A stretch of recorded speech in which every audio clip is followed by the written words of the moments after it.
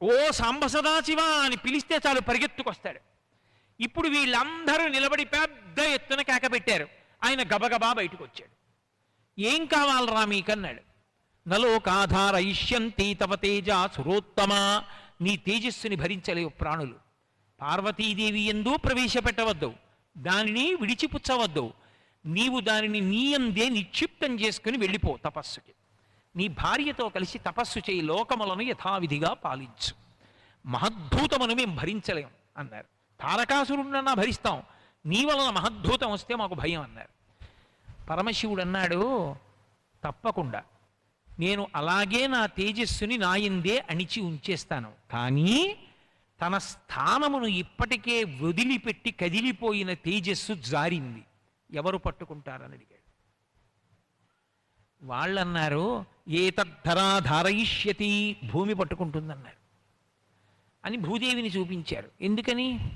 ఆవిడ క్షమ, ఓర్పుకి మారుపేరు కదూ. ఎవరు దాన్ని వహించగలిగిన వాళ్ళు? ఎవరు పట్టుకుంటారు? దాన్ని పట్టగలిగిన ప్రాణి లేదు లోకంలో. ఎవరు పట్టుకుంటే వాళ్ళు నిలువున బూదికొప్ప అయిపోతారు. అందుకని ఎవ్వరూ పట్టడానికి ముందు రాల. తేలికగా దొరికింది ఎవరు? పాపం భూకాంత. జారి పడితే ఆవిడ మీదేగా పడాలి. అందుకని ఆవిడ పట్టుకుంటుంది, విడిచిపెట్టేసేయాలి. ఆ స్థానము నుండి కదిలిపోయినటువంటి తేజస్సుని భూమి చటుక్కనంది అంగీకరిస్తానంది. అంగీకరిస్తాననగానే శివుని యొక్క తేజస్సు భూమి మీద పడింది. పడగానే భూమి సంక్షుభితమైపోయింది. అగ్నిహోత్రం ఒంటి నిండా పుట్టేసినంత వేడి పుట్టింది. ఆవిడ బాధ ఏమిటి? ఎంత బాధ కలిగినా తాను కదలకూడదు. బాధ వచ్చినవాడు కదిలిపోతాడు, వణికిపోతాడు. ఆవిడ కదలకూడదు. ఎందుకని? ఆవిడ కర్తవ్యం అది. ఆవిడ కదిలితే ప్రాణులన్నీ మరణిస్తాయి. భూకంపం వస్తే ఎవరు నిలబడతారండి? ఆవిడ కదలకూడదు. ఈవిడ కదలకుండా నిలబడడానికి పెద్ద ప్రయత్నం చేసి తట్టుకోవడానికి పెద్ద పెద్ద కేకలేస్తోంది. పార్వతీదేవి బయటికి వచ్చి దేవతలందరి వలన పరమ అధార్మికమైనటువంటి విషయం జరిగింది. ఎక్కడైనా సరే లోకంలో మనుష్యులే కాదు, మిథునము జరుగుతూ ఉండగా, స్త్రీ పురుష ప్రాణులు సంభోగ సుఖాన్ని అనుభవిస్తూ ఉండగా భంగపరచడం పరమ దోషం. మీరు వచ్చి కేవలముగా భంగపరచడానికే నా భర్తని పిలిచారు. మీకు రాక్షసుల వలన ఆపద లేదు. కేవలముగా ఆయన తేజస్సు నా యందు ప్రవేశించకూడదని వచ్చి ప్రార్థన చేశారు. దాంపత్య ధర్మానికి వ్యతిరేకమైన కోరిక కోరారు. నా యందు ఆయన తేజస్సు ప్రవేశించకూడదని. ఆయన పరమ మర్యాదతో తండ్రి కనుక ఇంకొక మాట మాట్లాడకుండా కదిలిన తేజస్సు ఎక్కడ పడాలని అడిగాడు. పరకాంతయ్యి ఆయన భార్య కానిది భూకాంత పుచ్చుకుంటానని తేజస్సు నిస్సిగ్గుగా పుచ్చుకుంది. నేను పొందవలసినటువంటి తేజస్సుని పొందకుండా చేసినందుకు, దాంపత్య సుఖానికి మధ్యలో అడ్డొచ్చినందుకు, నా భర్త తేజస్సుని భూమి పుచ్చుకున్నందుకు ధర్మ వ్యతిరిక్తమైంది కాబట్టి నేను అంగీకరించను. ఇప్పుడు నేను మీ అందరికీ గుణపాఠం చెప్పాలనుకుంటున్నాను. తారకాసుర సంహారం మాట దేవుడెరుగు. ఇప్పుడు కొత్త ఉపద్రవం ఒకటి మళ్ళీ వచ్చింది. ఇప్పుడు ఎలా? సుబ్రహ్మణ్యోత్పత్తి చెప్పుకోవడం, వినడం అంటే మాటలండి. కుజగ్రహ దోషం ఉన్న వాళ్ళకి కూడా ఉపశాంతి. మంగళవారం కుజగ్రహం చాలా విశేషమైన తేజస్సుతో ఉంటుంది. దాన్ని తొక్కి పెట్టగలిగిన వాడు సుబ్రహ్మణ్యుడు ఒక్కడే. అందుకే కుజదోషం ఎవరికి ఉంటుందో వాళ్ళందరినీ సుబ్రహ్మణ్యారాధన చేయమంటారు. అటువంటి మంగళవారం కుజ తేజస్సున్నది తిన్నగా వచ్చి షష్ఠితో కలిసింది. ఎక్కడెక్కడ షష్ఠి ఉన్నా సరే అది సుబ్రహ్మణ్య ప్రధానమైనటువంటి తిథి. ఆయనవన్నీ 6 మీద నడుస్తాయి. షడాననుడు 6 ముఖాలతో ఉంటాడు. షష్ఠి తిథి నాడు పుట్టాడు. ఆయన మంత్రం 6 అక్షరాలతో ఉంటుంది. అన్నీ 6 మీదే నడుస్తాయి ఆయన విశేషాలు. నిజంగా అద్భుతమైన శ్లోకంతో పూర్తి చేశారు. సవేగవాన్ వేగ సమాహితాత్మ హరిప్రవీర పరవీరహంత మనస్సమాధాయ మహానుభావో జగామలంకాం మనసా మనస్వి అన్నారు. ఆ వెడుతున్న వారు ఎలా ఉన్నారు అంటే సవేగవాన్ వేగ సమాహితాత్మ, అపారమైనటువంటి వేగము కలిగినటువంటి వారు, మనోజమం మరుతతుల్య వేగం, అంతటి వేగం కలిగిన వారు, తన వేగము గురించి తనకి ఒక అవగాహన కలిగినటువంటి వారు. మహోత్సాహం అని సగరపుత్రులకి ఎటువంటి ఉత్సాహం ఉందో అటువంటి ఉత్సాహం కలిగినటువంటి వ్యక్తి కాడు. దేశకాలానువృత్తిశ్చ నయశ్చ నయపండిత అంటారు కిష్కింధకాండలో సుగ్రీవుడు హనుమను ఉద్దేశించి. అంత వేగంతో వెళ్ళినప్పటికీ కూడా దేశకాలాదులను దృష్టిలో పెట్టుకుని ఎక్కడ ఎలా ప్రవర్తించాలో తెలుసుకుని తన వేగాన్ని అదుపు చేసుకోగలిగినటువంటి సమర్థత కలిగినటువంటి వారు. కాబట్టి సవేగవాన్ వేగ సమాహితాత్మ హరిప్రవీర పరవీరహంత, పరవీరులను ఎంతటి గొప్ప వాళ్ళైనా సరే ఆయుధం లేకుండా తన యొక్క ముష్టి ఘాతముల చేత, మోకాళ్ల చేత, వక్షస్థలం చేత, గోళ్ల చేత, పిడికిటి పోట్ల చేత, రాళ్ల చేత, చెట్ల చేత చంపగలిగినటువంటి మహానుభావుడు. హరిప్రవీర పరవీరహంత మనస్సమాధాయ మహానుభావో జగామలంకాం మనసా మనస్వీ. మనస్సమాధాయ మహానుభావు, ఒక కార్యాన్ని సాధించడానికి, ఒక కార్యాన్ని సాధించలేకపోవడానికి రెండిటికీ మధ్యలో వ్యత్యాసము ఎక్కడ ఏర్పడుతుంది అంటే మనసుకి ఉండేటటువంటి జవము, మనసుకి ఉండేటటువంటి ధృతి. మనసు శక్తివంతమై ఉంటే వాడు శరీరం బలహీనంగా ఉన్నా కార్యాన్ని సాధించగలడు. శరీరము ఎంత శక్తితో ఉన్నా మనసు బలహీనపడిపోయినటువంటి వ్యక్తి దేన్ని సాధించలేడు, భయవిహ్వలుడైపోతాడు. హనుమ ఎంతటి మనోజవం కలిగినటువంటి వారు, ఎంత మనోబలం కలిగినటువంటి వారు అంటే ఇన్ని లక్షల మంది వానరులు 100 యోజనముల సముద్రాన్ని దాటడం అనేటటువంటి సంకల్పం కూడా చెయ్యలేక భయపడి కింద ఉండిపోతే నేను దాటుతానని సంకల్పం చెయ్యడం కాదు, అన్ని లోకములను భయపెట్టగలిగినటువంటి మహావీరుడైనటువంటి రావణాసురుడి చేత పరిపాలింపబడుతున్నటువంటి కాంచనలంకలోకి తాను ఒక్కడే ప్రవేశించి లంకాపట్టణాన్నంతటిని అన్వేషించి సీతమ్మ తల్లి జాడ కనిపెట్టి సీతమ్మకి ఊరట కల్పించి నేను వెనక్కి వస్తానని నిర్ణయం చేసుకుని వెళ్ళగలగడానికి ఆయన సంతోషంతో ధైర్యంతో ఉండడం కాదు, మానసికంగా వెళ్ళిపోయారట లంకాపట్టణానికి. అంటే ఇక శరీరం వెళ్ళాలంతే. అంటే మనసు అంత సంతోషంతో, అంత ధైర్యంతో ఎవడికున్నదో వాడే కార్యమును సాధించగలడు. అందుకని జగామలంకాం మనసా మనస్వీ. సుందరకాండ ఎందుకు వింటారు అంటే హనుమ ఒక్కరికే ఒక శక్తి, మళ్ళీ పరదేవతకి ఆ శక్తి ఉంటుంది. శంకరులు సౌందర్యలహరి చేస్తూ అంటారు, అవిద్యానామంతస్తిమిరమిహిరోద్దీపనగరీ జడానాం చైతన్యస్తబక మకరందు శృతిజరి దరిద్రాణం చింతామణి గుణిక జన్మజలధౌ నిమగ్నానాం దంస్ట్రామురవిపు వరాహస్య భవతి అంటారు. జడత్వంతో ఉన్న వాళ్ళ యందు ప్రతిస్పందన శక్తిని కల్పిస్తుంది అమ్మవారు. చైతన్యస్తబక మకరంద శృతిజరిగా మారుస్తుంది. జడత్వాన్ని పోగొట్టగలిగినటువంటి మహానుభావుడు హనుమ. అందుకే బుద్ధిర్యశో బలం ధైర్యం నిర్భయత్వ మరోగత అజాడ్యం వక్పటుత్వంచ హనుమ స్మరణాత్ భవేత్. హనుమని స్మరించినంత మాత్రం చేత జడత్వం పోతుంది. జడత్వము అంటే ప్రతిస్పందన శక్తి కోల్పోవడం. ఒక రాయి దగ్గరికి వెళ్ళి నేను కాలుతో తన్నాను అనుకోండి, రాయి కూడా లేచి నన్ను కొట్టిందనుకోండి, ఎవరూ రాయి జోలికి వెళ్ళలేడు. కానీ రాయి ప్రతిస్పందించదు. అలా తనకి తెలియకపోవడం తప్పు కాదు, ఒకడు చెప్పినా వినకపోవడం, బుద్ధి మారకపోవడం, అది జడత్వం. అటువంటి జడత్వం నుంచి విడుదల చేసి చైతన్యం పొందేటట్లుగా చెయ్యగలిగినటువంటి మహానుభావుడు హనుమ. అటువంటి వారు జగామలంకాం మనసా మనస్వీ. అందుకే హనుమ యొక్క వైభవాన్ని సుందరకాండలో విన్నంత మాత్రం చేత జడత్వం నశించిపోతుంది. అసలు జాతికి పట్టిన జడత్వం పోవాలి అంటే సంస్కృతి మీద దాడి జరుగుతున్నా, ఆఖరికి దేశ వైభవం మీద దాడి జరుగుతున్నా ఏమీ పట్టనట్టు చూస్తూ ఊరుకునేటటువంటి స్థితి నుంచి, ఆ మహానిద్ర నుంచి మేల్కొనాలి అంటే హనుమ యొక్క వైభవంతో కూడుకున్న సుందరకాండ దశ దిశల వినిపింపబడాలి. అటువంటి సుందరకాండ కనుక జగామలంకాం మనసా మనస్వీ, మనసుతోటే లంకాపట్టణాన్ని చేరిపోయారు అన్నారు.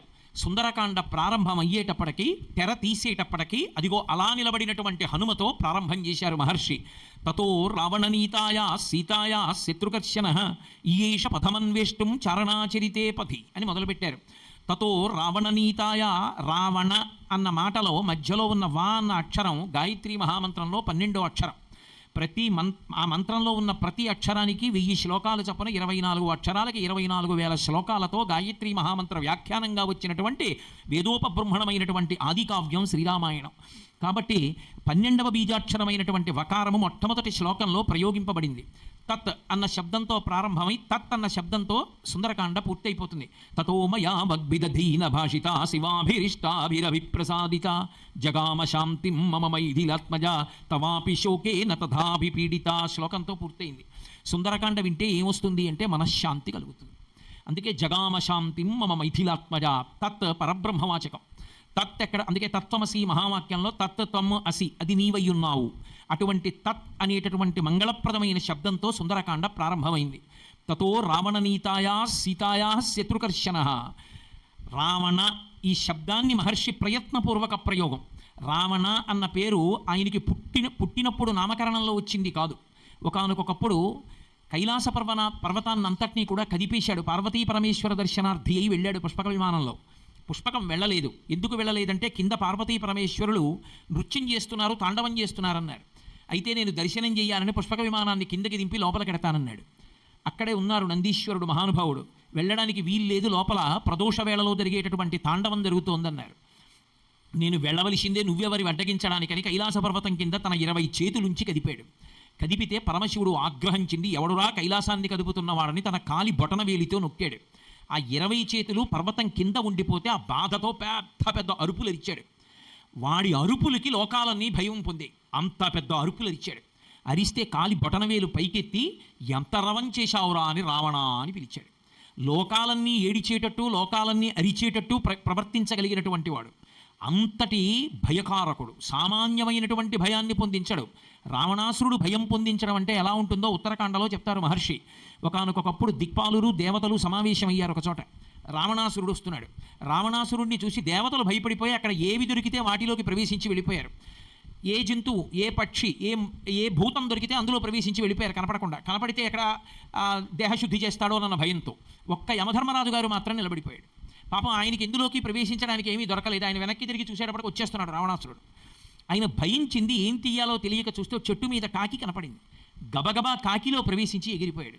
ఎగిరిపోయి వరం ఇచ్చాడు కాకికి, రావణాసురుడి బారి నుండి నన్ను కాపాడావు కనుక ఇకపైన ఎప్పుడైనా పితృపిండాలు పెడితే నువ్వు ముట్టుకుంటే ఆ పితృదేవతలకి అందుతాయి, కాబట్టి నీకు ఈ వరం ఇస్తున్నానన్నాడు. కాకి పితృపిండం ముట్టుకుంటే పితృదేవతలకు అందుతాయన్న మాట రావడానికి కారణం రావణాసురుని చేత భయపడినటువంటి యమధర్మరాజు గారు ఇచ్చినటువంటి వరం. లోకాలన్నీ ఆయన పేరు చెప్తే భయపడతాయి, ఆయన రావణాసురుడి పేరు చెప్తే భయపడ్డాడు. అంతగా లోకాల్ని భయపెట్టగలిగినటువంటి రావణాసురుడి చేత పరిపాలింపబడుతున్నటువంటి కాంచనలంకలోనికి ఒక్కడే వెళ్ళడానికి సిద్ధపడుతున్నాడు మహానుభావుడు.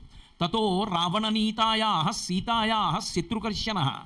రావణాసురుడి చేత అపహరింపబడినటువంటి సీతమ్మ తల్లి యొక్క జాడ కనిపెట్టడానికి శత్రుమర్దనుడైనటువంటి హనుమ, చారణులంటే దేవగాయకులు, వాళ్ళు ఎప్పుడు భూలోకానికి మంగళవార్తలు అందజేస్తూ ఉంటారు. ఆ శుభవార్తలు చెప్పేటటువంటి చారణులు తిరిగేటటువంటి ప్రాంతము ఏది ఉందో ఆ ప్రాంతంలో, ఆ భాగంలో ఎగరడానికి సిద్ధపడినటువంటి వారై మహేంద్రగిరి మీద నిలబడ్డారనేటటువంటి శ్లోకంతో సుందరకాండ ప్రారంభం. శత్రుకర్షణ అంటారు.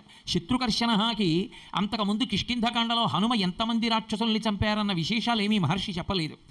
సీతమ్మ తల్లి దర్శనం ఉపాసనకాండగా ఆలోచించినప్పుడు ఆత్మ అనుభవంలోకి రావడం. అందుకే ఒక యోగి యొక్క వైభవాన్ని, అంతఃశత్రువులను దునుమాడి అంతఃశత్రువులను అణిచినటువంటి విశేషాలు చెప్పినటువంటి కాండ కాబట్టి ఉపాసనకాండ అయింది. కాదు లంకాపట్టణంలోకి ప్రవేశించిన తరువాత ఆయన చేతిలో ఓడిపోనివాడు, ఆయన చేత అవమానింపబడనివాడు లేడు, ఆయనని ఎదిరించి నిలబడగలిగినటువంటి వాడు లేడు.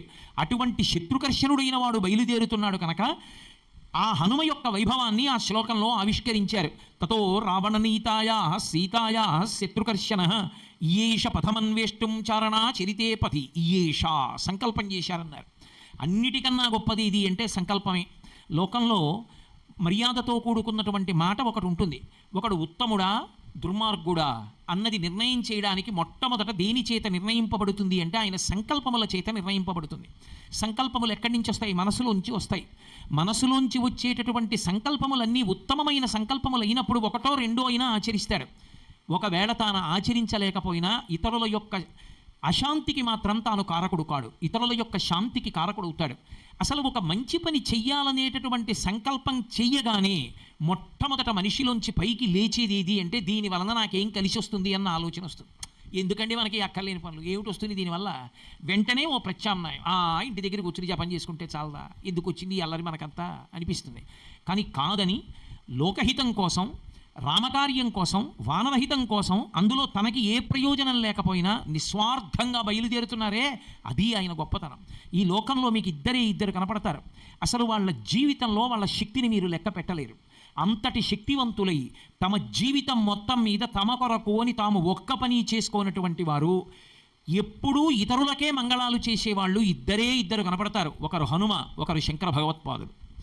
హనుమ ఎంతటి శక్తివంతులో, కానీ ఆయన జీవితంలో నా కొరకు నేను ఈ పని చేసుకున్నానన్న పని ఒక్కటి మీకు కనపడదు. ఆయన ఎప్పుడు ఎక్కడ ఏది చేసినా లోకహితం కోసమే చేస్తారు. అటువంటి మహానుభావుడు ఈయేష సంకల్పం చేశారు సీతా దర్శనం చేస్తానని. పునరపి జననం పునరపి మరణం పునరపి జననీ జఠరే చైనం ఇహ సంసారే బహుదుస్తారే కృపయాపారే పాహిమురారే అంటారు శంకరులు భజగోవిందంలో. ఈ శరీరంతో రావడమే గొప్ప, మనుష్య శరీరంతో. ఈ మనుష్య శరీరంతో వచ్చినటువంటి వాడెవరున్నాడో వాడొక్కడే భగవత్కథాశ్రవణం చెయ్యగలడు, శాస్త్రాన్ని అర్థం చేసుకోగలడు, పుణ్యకర్మాచరణం చెయ్యగలడు. పుణ్యకర్మాచరణము చేత చిత్తశుద్ధి పొందినటువంటి కారణము చేత జ్ఞానమును పొంది మళ్ళీ పుట్టవలసిన అవసరం లేని పునరావృత్తి రహిత శాశ్వత శివ సాయుధ్య స్థితిని పొందగలిగినటువంటి వైభవాన్ని చేరగలడు. ఈ ఉపాధి లేని కారణం చేత మిగిలిన ప్రాణులు కనీసం రామా అన్న మాట కూడా మాట్లాడలేవు. స్వరపేటిక ఉండి భగవన్నామం పలకగలిగినటువంటి ప్రాణి మనుష్యుడు ఒక్కడే. కానీ ఆ మనుష్యుడు భగవన్మార్గంలో ప్రయాణం చెయ్యాలి అంటే పెట్టవలసిన పెట్టుబడి మళ్ళీ శరీరమే. ఈ శరీరం ఖేదపడితే తప్ప భగవత్ కార్యంలో నిలబడడం సాధ్యం కాదు. నేను ఇప్పుడు సుందరకాండ చెప్పాలి అంటే ఈ శరీరం కొంత ఖేదపడవలసి ఉంటుంది. నేను ఒక ఉపవాసం చెయ్యాలి అంటే శరీరం ఖేదపడాలి. నేను శారదానవరాత్రులు చెయ్యాలి అంటే ఈ శరీరం ఖేదపడాలి. ఒక వ్యాపారస్తుడు తన దగ్గర ఉన్నటువంటి సొమ్ముని పెట్టుబడిగా పెట్టి వ్యాపారం చేస్తే తప్ప లాభం ఎలా రాదో, అలా ఈశ్వరుడిచ్చిన శరీరాన్ని పెట్టుబడిగా పెట్టి ఆధ్యాత్మిక మార్గంలో ప్రయాణం చేస్తే తప్ప అసలు ఉన్నతగతులు చేరలేడు. కానీ లోపల ఉన్న మనసు ఎప్పుడూ భగవత్ కార్యంలో శరీరం కష్టపడడాన్ని అంగీకరించదు, వెంటనే తిరస్కరిస్తున్నా. ఎందుకు దీనికన్నా ఇది చేస్తే చాలదా అంటుంది. అఘాయిత్య పాండిత్యం అని లోకంలో ఒక మాట ఉంటుంది. ఏమయ్యా ఎప్పుడు పూజ చేసుకోమే, సంధ్యావందనం చేయమే అన్నారు అనుకోండి, ఎందుకంటే మనసులో ఉంటే చాలదా అంటాడు. మనసులో ఉంటే చాలదా అంటున్నావుగా, మరి నీ కొడుకు హైదరాబాద్లో ఉంటే మామిడి పళ్ళ బొట్ట ఎందుకు పంపించావు? మనసులో ఉంటే చాలదా ప్రేమ? నీ కొడుక్కి బట్టలు ఎందుకు కొన్నావు? నీ కొడుక్కి పెళ్ళి ఎందుకు చేస్తున్నావు? నీ కొడుకు ఇల్లు ఎందుకు కొని పెట్టావు? మనసులో ఉంటే చాలదా ప్రేమ? నీ కొడుకు విషయంలోకి వచ్చేటప్పటికే మనసులో ఉంటే సరిపోదు, చేసి చూపిస్తావా? ఈశ్వరుడి దగ్గరికి వచ్చేటప్పటికే మనసులో ఉంటే చాలు, పైకి ఏం చెయ్యక్కర్లేదా? ఉన్నది నిజమైతే చేయకుండా ఉండడం సాధ్యం కాదు. నీ మనసులో దయ ఉన్నది నిజమైతే రహదారి పక్కన నిలబడి పరమదైన్యంగా ఉన్నటువంటి ఒక పెసపిల్లని చూసి రొట్టె ముక్క కొనిపెట్టి ఇవ్వకుండా వెళ్ళగలవా? మనసులో దయ ఉంటే చాలదా అండి అంటే అవతల వారికి ఉపకారం కలుగుతుందా? ఈయేష సంస్కార వైభవంతో సంకల్పం కలగడం గొప్ప. దాని వలన తనకి ఇది కావాలన్న కోరిక లేకుండా రామహితం కోసం వానరహితం కోసం నేను ఇలా బయలుదేరుతానని సంకల్పం చేశారే, అది హనుమ యొక్క గొప్ప. అటువంటి మహానుభావుడి కథ చెప్పుకున్నంత మాత్రం చేత సమస్త భూతములు శాంతి పొందుతాయి. కాబట్టి ఈయేష అందరూ సంసారమునందు పరిభ్రమిస్తుంటే సంసార భ్రమణ పరితాపోపశమనం వసంతి మచ్చేతో హృదవి శివానందలహరి అంటారు శంకరులు శివానందలహరిలో. సంసార భ్రమణ పరితాపమును అందరూ పొందుతుంటే కాదు కాదు నాకు ఈ సుఖాలక్కర్లేదు, నేను ఆత్మ యొక్క అనుభవాన్ని పొందాలని బయలుదేరుతున్నటువంటి సాధకుని యొక్క వైభవాన్ని చెప్పింది. కాబట్టి ఈయేష పథమన్వేష్టం చారణా చిరితే పథి. శ్రీరామాయణంలో ఈ చారణల యొక్క విశేషం అనేక మార్లు వస్తుంది. కొంచెం ముందుకెళ్ళేటప్పటికి విద్యాధరుల దగ్గరే వచ్చేస్తుంది. అలా బయలుదేరుతున్నారు. చారణలు బయలుదేరేటటువంటి మార్గంలో వెళ్ళాలి. దుష్కరం నిష్ప్రతిద్వంద్వం చికీర్షం కర్మవానర సముదగ్ర శిరోగ్రీవో గవాంపతిరివా బభౌ అంటారు మహర్షి. ఆయన బయలుదేరడానికి సిద్ధపడినటువంటి వారై మహేంద్ర పర్వత శిఖరం మీద నిలబడి మెడ ఎత్తి ఆకాశం వంక సముద్రం వంక తిన్నగా చూస్తుంటే ఎలా ఉన్నారంటేట, బాగా బలిష్టమైనటువంటి ఒక ఎద్దు బాగా ఎత్తైన ప్రదేశంలో నిలబడి చూస్తుంటే ఎలా ఉంటుందో అలా ఉన్నారట ఆయన. అలా ఉన్నటువంటి వారు కాబట్టి మహానుభావుడైనటువంటి హనుమ అలా వర్ణింపబడ్డారు. ఏమిటి దాని యొక్క విశేషం అంటే, నందీశ్వరుడితో పోల్చారు అన్నప్పుడు మీరు ఒక విషయాన్ని గుర్తుపెట్టుకోవాలి. శివుని యొక్క వాహనమైనటువంటి నంది మనందరం ఎలా పుట్టామో అలాగే పుట్టాడు ఆయన కూడా. అలాగే పుట్టి నందీశ్వరుడై మహానుభావుడు. మీరు నంది ఎప్పుడూ లోకానికి పృష్ఠభాగాన్ని పెడుతుంది, దృష్టి అంతా శివలింగం మీద పెడుతుంది. కార్తీక మాసం వచ్చేటప్పటికి భక్తి ఎక్కువైపోయి నంది తోక కింద దీపాలు పెడతారు తీసుకెళ్ళి, అయినా అదేం వెనక్కి తిరగదు, కదలదు. పిడుగులు పడనివ్వండి, ఉరుములు ఉరమనివ్వండి, ఎప్పుడు శివుణ్ణే చూస్తుంటుంది తప్ప వేరొకటి చూడడం వెనక్కి తిరగడం నందీశ్వరుడికి చేత కాదు. ఎప్పుడూ శివుణ్ణే చూస్తూ రమించిపోయేటటువంటి స్వరూపమున్నటువంటి నంది ఎటువంటిదో, యోగదృష్టితో సీతమ్మ సీతమ్మ సీతమ్మ సీతమ్మ సీతమ్మ తప్ప సీతమ్మ కానిది తనకక్కర్లేదని నయితి నయితి నయితి నయితి నయితి అని ఆత్మ అనుభవంలోకి వచ్చే వరకు విడిచిపెడుతూ వెళ్ళగలిగినటువంటి ప్రజ్ఞ కలిగిన యోగిగా మారగలిగినటువంటి సాధకుడిగా ప్రారంభమవుతున్న హనుమ యొక్క అద్భుత విశేషాన్ని ఆవిష్కరించడానికి నందీశ్వరుడితో ఉపమానం చెప్పారు మహర్షి. అందుకని నంది ఎలా నిలబడతాడో, వృషభం ఎలా నిలబడుతుందో అలా నిలబడి ఉన్నారు. దుష్కరం నిష్ప్రతిద్వంద్వం చికీర్షం కర్మవానర సముదగ్ర శిరోగ్రీవో గవాంపతిరివా బభౌ. అసలు ఆ శ్లోకం ప్రారంభమే దుష్కరం, ఈ పని ఎవరు చెయ్యలేరు, అసలు ఆ సంకల్పమే చెయ్యరెవరు. రావణాసురుడి పేరు చెప్తే భయం. గోదావరి నది అంతటిది మాట్లాడలేదు. రాముడు అరణ్యకాండలో ఎలుగెత్తి ఎరిచి నా భార్యను ఎవరపహరించారంటే గోదావరి చెప్పలేదు. కారణం రావణాసురుడు వచ్చి తనని ఇంకింపచేస్తాడని భయపడింది. నదులు సమస్త భూతములు భయపడ్డాయి. రాముడి శోకాన్ని చూసి తట్టుకోలేక మృగములు మాత్రం దక్షిణ దిక్కుకి చూపిస్తూ పరిగెత్తాయి. కాబట్టి అన్ని భూతములను భయపెట్టగలిగినటువంటి రావణాసురుని చేత పరిపాలింపబడుతున్నటువంటి కాంచనలంకా పట్టణంలోకి తానొక్కడే ప్రవేశించి సీతమ్మ తల్లి యొక్క జాడ కనిపెట్టి వెనక్కి రావాలనేటటువంటి దృష్టితో బయలుదేరుతున్నటువంటి హనుమ యొక్క దృష్టి కాంచనలంకలోకి ప్రవేశించినప్పటికీ కూడా ఎప్పుడూ సీతమ్మ కొరకు సీతమ్మను దర్శించాలనేటటువంటి జిజ్ఞాస యందు ఉంటుంది తప్ప ఏ ఇతర విషయములందు ఆకర్షితుడై నిలబడనేటటువంటి విషయాన్ని ఆవిష్కరించడానికి మహర్షి ఎత్తుకున్నటువంటి అద్భుతమైనటువంటి శ్లోకం. కాబట్టి నందీశ్వరుడిగా నిలబడి ఉన్నారు ఆ పర్వత శిఖరం మీద. అసలు అటువంటి కార్యాన్ని సంకల్పం చేసేవాడు లేడు, ఎగురుతాననేవాడు లేడు. అటువంటి స్థితిలో ఆయన నిలబడ్డారు. దుష్కరం నిష్ప్రతిద్వంద్వం చికీర్షం కర్మవానర సముద్ర శిరోగ్రీవో గవంపతిరివాబభౌ అథ వైఢూర్యవర్ణేషు షద్వలేషు మహాబల ధీర సలిలకల్పేషు విచచార యథాసుఖం అంటారు. ధీర అంటే బుద్ధిమంతుడు అని ఒక అర్థం, ధీర అంటే ధైర్యశాలి అని ఒక అర్థం. దేనికి ధైర్యం ఉండాలి అంటే బాహ్యమనందున్నదాన్ని కాదు. అంతర్ముఖ సమారాధ్య బహిర్ముఖ సుదుర్లభ. ఆవిడ బయట వెతికితే దొరికేది కాదు, లంకలోకి వెళ్ళాలి, ఈ శరీరం లోపలికి ప్రయాణం చెయ్యాలి. ఈ కళ్ళు తెరిస్తే ఇంద్రియాలు బయటికెడతాయి, ఈ కళ్ళు మూసి లోపలికి ప్రయాణం చెయ్యడం రావాలి. బయటికి అడుగులేయడం అందరికీ వచ్చు, లోపలికి ధ్యానంలో అడుగులు వేసి ధ్యానధ్యాతృధ్యేయరూపా ధర్మాధర్మ వివర్జిత లోపల ఉన్నటువంటి ఆ పరదేవతా స్వరూప దర్శనమే సీతా దర్శనం. అంటే ఆత్మ యొక్క అనుభవాన్ని పొందడానికి లోపలికి వెళ్ళేటటువంటి యోగిగా వెడుతున్నారే అది ధీర కాదు. మహాబలశాలి అయి అదిగో ఆ పర్వతం మించి ఎగిరి లంకాపట్టణంలోకి వెళ్ళినప్పుడు ఎన్ని కోట్ల మంది వానరులు చుట్టుముట్టినా చంపేస్తానని హరిప్రవీర పరవీర హంత అంటూ వెడుతున్నారే అది ఆయన బలం. అందుకని ధీర మహాబుద్ధిమంతుడు. అన్ని వేళలా అతిశయంతో ప్రవర్తించేటటువంటి వారు కాదు. ఎక్కడ వంగి ఉండాలో తెలుసు, ఎక్కడ వినయంగా ఉండాలో తెలుసు, ఎక్కడ ఎంత మాట్లాడాలో తెలుసు, ఎక్కడ మాట్లాడకూడదో తెలుసు. అంతటి మహానుభావుడు నవవ్యాకరణ పండితుడు, అంతటి వినయశీలి, అంతటి గురుభక్తి తత్పరుడైనటువంటి వారు. అటువంటి హనుమ బయలుదేరుతున్నారు. అథ వైఢూర్యవర్ణేషు షద్వలేషు మహాబల ధీరశల్య కల్పేషు విచచార యథాసుఖం. అక్కడ పచ్చగడ్డి చక్కగా ఏదో ఒక పరుపు వీసినట్లుగా పెరిగి ఉంది.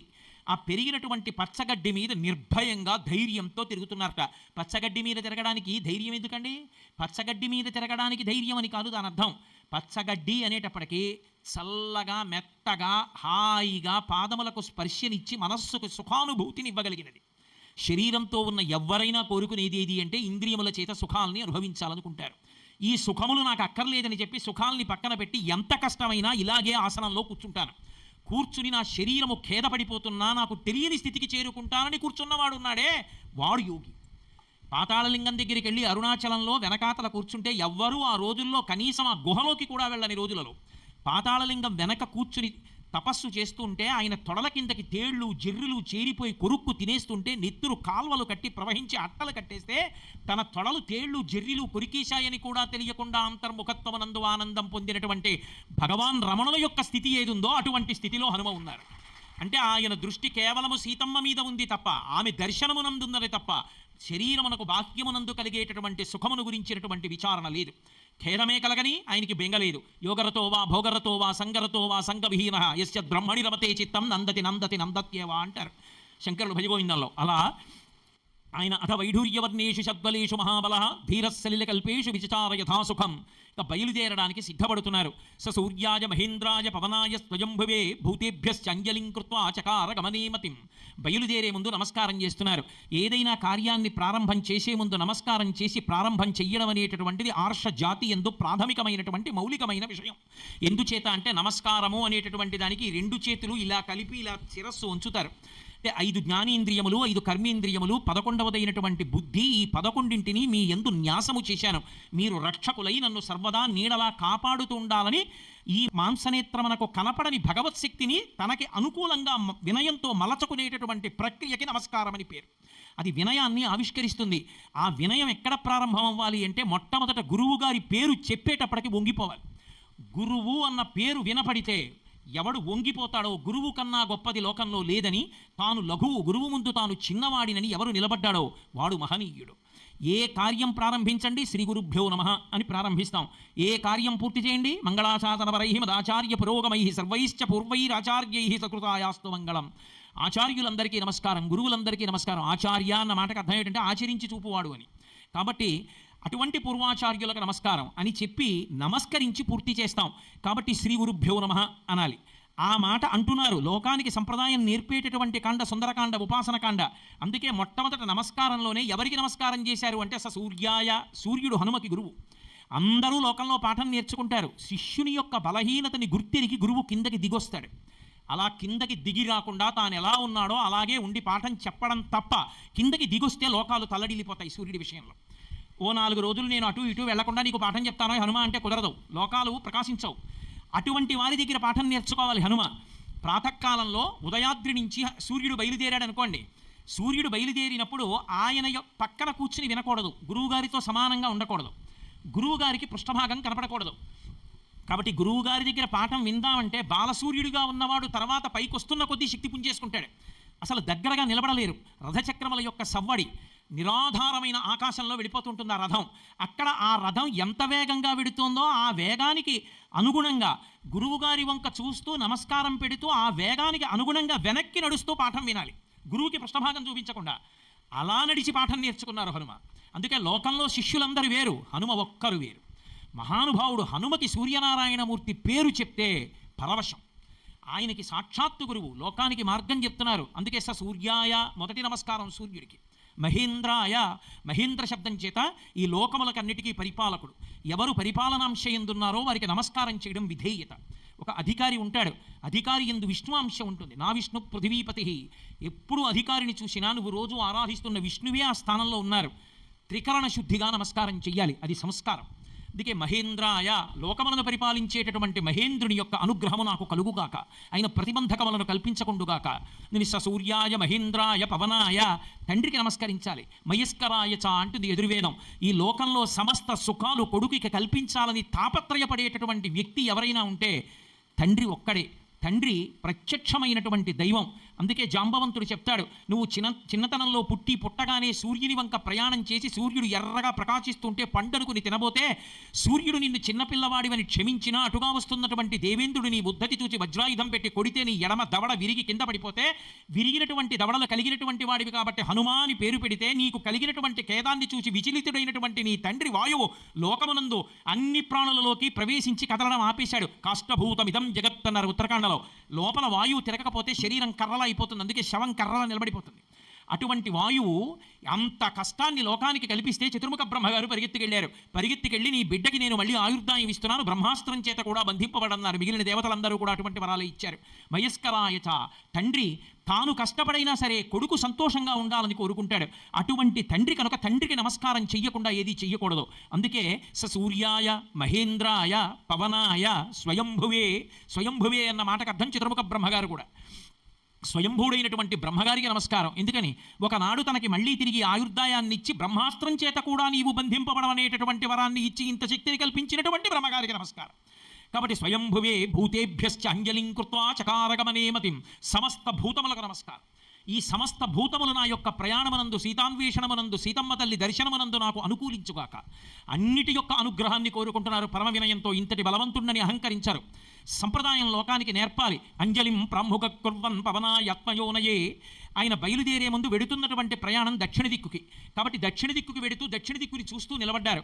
ఒక్క సంధ్యావందనం చేసినప్పుడు దిగ్దేవతా నమస్కారంలో తప్ప దక్షిణ దిక్కుకి తిరిగి నమస్కారం చెయ్యకూడదు కాబట్టి దక్షిణానికి ప్రయాణం చేస్తున్న తూర్పు దిక్కుకి తిరిగి నమస్కారం చేశారు. సాధకుడు తూర్పు దిక్కుకి తిరిగి నమస్కారం చెయ్యడం అతని యొక్క అభ్యున్నతికి కారణమవుతుంది. ఆ తూర్పు దిక్కున సూర్యభగవానుడు ఉదయిస్తుంటాడు. ఉదయిస్తున్నటువంటి సూర్యభగవానుడి యొక్క కిరణములు తాకినంత మాత్రం చేత హృదయ పద్మములు వికసిస్తాయి. వికసించి పరమ వినయంతో ఈ రెండు చేతులు కమలములలా ముడుచుకుంటాయి. అందుకే తిక్కనగారు మహాభారతం చేస్తూ విరాట పర్వంలో అంటాడు, నీరజాకరములు నిష్ఠయై చేసిన భవ్యతపంబు ఫలమనంగా దినసముఖాకి నందిత చక్రయుగ్మకంబుల జనురాగంపు బ్రోవనంగా హరిహర బ్రహ్మ మహానుభావంబులొక్కటింగాగ గరగిన గట్టియనగా అతుల వేదత్రయ లతికాచయము పెనుబొందం పుట్టెడు మూల కందమనగా అఖిల జగముల కందర ఎగుచు జనసమాజ కరపుట హృదయ సరోజములకు ముకుళనంబును జృంభళంబును నచ్చి భానుబింబంబు పూర్వాద్రిపై విలింగే అంటారు. అందరి యొక్క హృదయాలకి చైతన్యాన్ని సంతోషాన్ని ఇచ్చి వికసించేటట్టుగా చేసి రెండు చేతులు ఇలా ముకిడించుకుని నమస్కరించేటట్టుగా చెయ్యగలిగినటువంటి బ్రహ్మ విష్ణు మహేశ్వరుల యొక్క మూలకంద స్వరూపమైనటువంటి ఆ ప్రభాకరుడు ఉదయిస్తుండగా నమస్కరించాలి. అందుకే తూర్పు దిక్కుకి తిరిగి నమస్కరించాలనేటటువంటి సంప్రదాయాన్ని ఆవిష్కరించడానికి అంజలిం ప్రాముఖ కుర్వన్ పవనాయాత్మయోనయే తతో హి వృతే గంతుం దక్షిణో దక్షిణాం దిశం. శరీరాన్ని పెంచుతున్నారు. ఆ పెద్ద శరీరాన్ని పెంచి ఆ పర్వత శిఖరముల మీద నిలబడి ఇక ఎగరడం కోసమని ఆ పాదములను గట్టిగా భూమికి తొక్కిపెట్టి ఆ వీర్యాన్ని తేజస్సుని ఆయన పొందుతుంటే చాలా చలశ్చాపి ముహూర్తం కపిపీడిత తరుణాం పుష్పితాగ్రాణం సర్వం పుష్పవశాతయత్ గిరిణా పిడ్యమానేన అపిడ్యమానాని పర్వత గుహావిష్టాని భూతాని వినే దుర్వికృతైశ్వరై